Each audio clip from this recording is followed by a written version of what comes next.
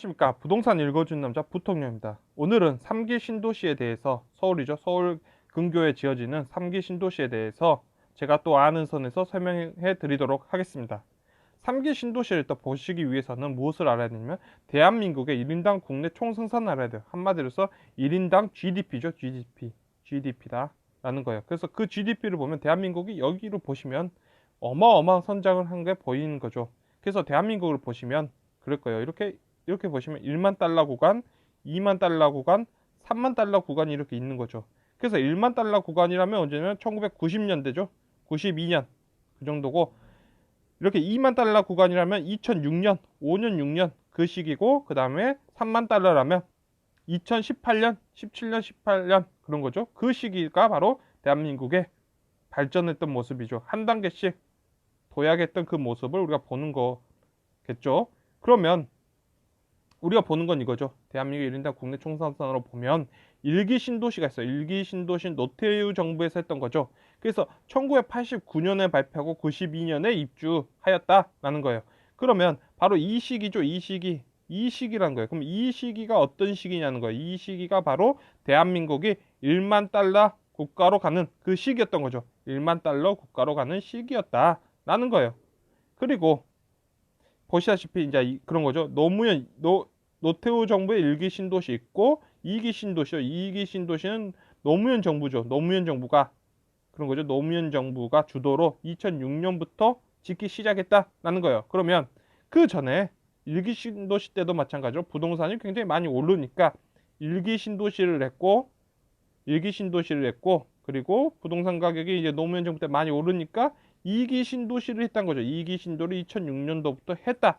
이런 거예요. 그래서 이게 2기 신도시고, 3기 신도시는 2018년 전, 2018년 3기 신도시 계획을 하였다. 그리고 2019년도에 돼서 선정지가 발표했다는 거예요. 그러면 3기 신도시가 바로 이 시점이죠. 이 시점대에 나온 거죠. 이 시점대, 이 지점대에 나왔다라는 거예요. 3기 신도시가. 그렇다면 1기 신도시는 무엇이냐면, 1기 신도시는 대한민국이 1만 달러 국가였다라는 거죠. 1만 달러 국가에 어울리는 주택이 필요했다라는 거예요.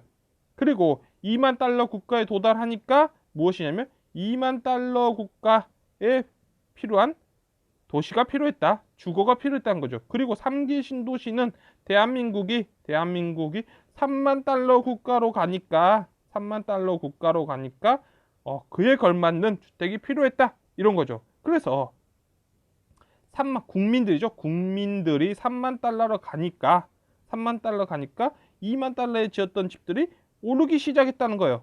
그렇단 거죠. 국민들의 주머니가 두둑해진 거죠. 두둑해지니까 집값이 오르기 시작했다는 거예요. 그게 노무현이든 노태우든 그게 문재인이든 박근혜든 상관없이 국민들의 주머니가 두둑해지니까 올라가고, 그러니까 신도시를 지었다라는 거예요. 그래서 우리는 1기 신도시, 2기 신도시, 3기 신도시가 무엇이냐면 대한민국이 1만 달러 국가, 2만 달러 국가, 3만 달러 국가가 되었다라는 거예요.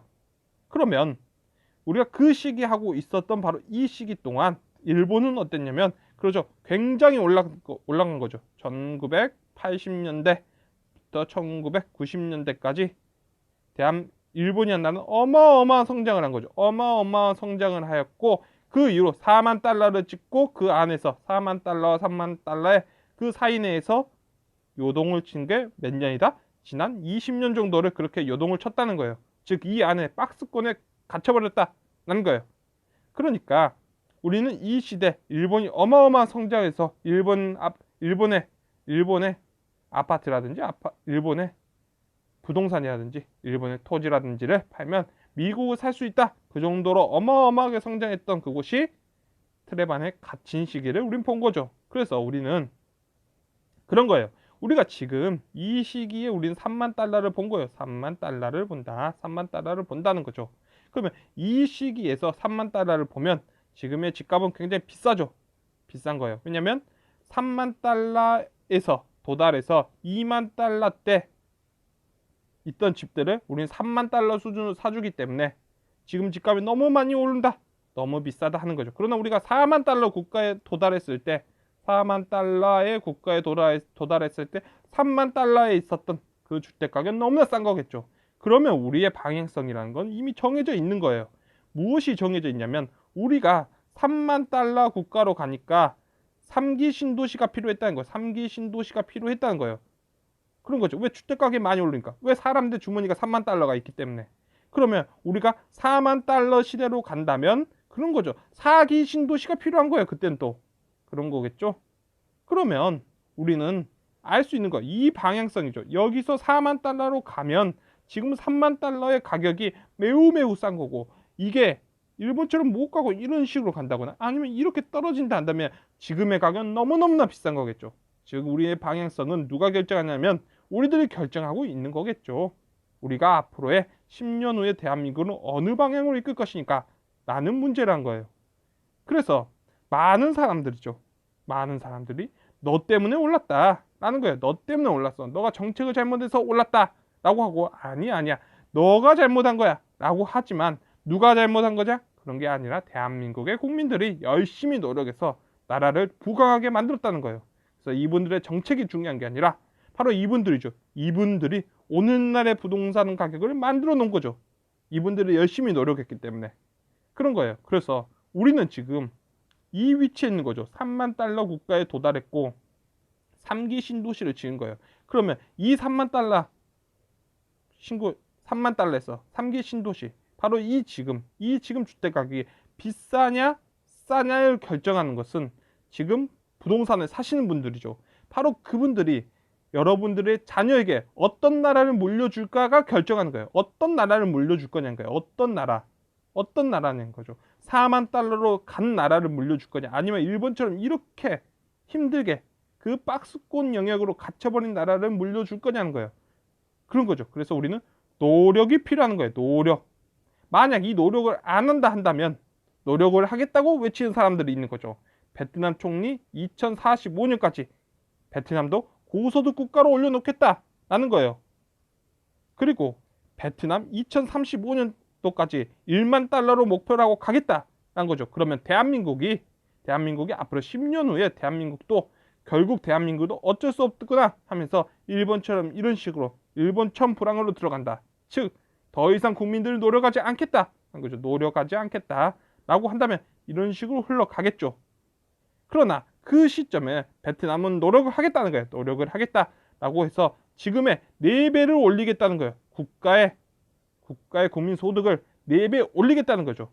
국가의 총 소득과 국가가 벌어들이는 그 달러, 해외에서 벌어오는 양을 4배 더 늘리겠다는 거예요. 그러면 우리는 지금 노력을 하겠다는 대한민국에 넣는다면 상관이 없겠지만 노력을 하지 않겠다라는 대한민국에 투자를 하면 그런 거죠. 일본 꼴이 나는 거겠죠. 반면에 베트남에다 넣는다면 4배의 400%의 수익을 얻게 되는 거죠. 그런 거죠. 그래서 일본이라는 나라는 배당 국가가 된 거죠. 어느 시점에 대해서 배당 국가가 돼서 사실 일본 내에서는 큰 돈을 많이 벌지 못하지만 해외에서 배당을 가져오는 나라가 된 거고 해외에 어마어마한 투자를 해서 경제가 안 좋을 때마다 해외 자산을 팔아서 다시 본국으로 들어오기 때문에 엔화가 올라가는 현상, 엔화의 상승이라는 걸 우린 또 보게 되는 거죠. 상승을.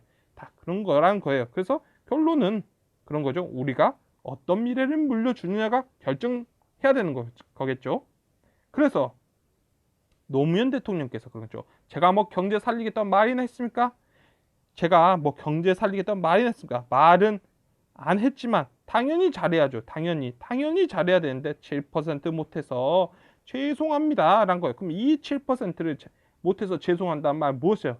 국민의 대표죠. 국민의 대표가 지금 자라나는 청년 세대죠. 청년 세대와 어린이, 이 어린이들에게 미안하다고 하는 거예요. 무엇을? 7% 성장한 그 좋은 나라를 물려줘야 되는데 그러지 못해서 미안하다라고 하는 거죠. 그리고 이명박 대통령이 7% 성장하겠다 약속을 한 거죠. 일자리도 늘려주겠다 이렇게 하는 거예요. 이명박 대통령 이 공약은 이런 약속은 지키든 못 지키든 중요한 게 아니라 일단 대한민국의 어린이와 청년들에게 7% 이상 상승하는 나라, 더 나은 세상을 물려주겠다는 거죠. 그래요. 이런 약속인 거예요. 우리의 대표들이. 그런데 문제는 그런 거죠. 이분들이 이명박, 박근혜, 문재인, 노무현 그들이 한 게 아니라 이분들은 대표죠. 국민의 대표로서 방향성을 한번 제시한 거죠. 대표로서. 그러나 진짜 이걸 만들어낸 건 누구냐면 국민이 만들어낸 거예요. 국민이 더 나은 나라를 우리의 자녀들에게 물려주고 싶은 그 국민의 마음이, 국민의 마음과 국민의 지도자들이 힘을 합쳐 이뤄낸 거죠. 바로 국민이 이뤄낸 거죠. 국민이. 그래서 오늘의 마지막 영상의 마지막 컷은 오늘 우리에게 3기 신도시를 주신 분들의 영상, 그리고 그분들의 사진 한 컷으로 오늘 영상을 마치도록 하겠습니다. 지금까지 시청해 주셔서 너무나 감사합니다.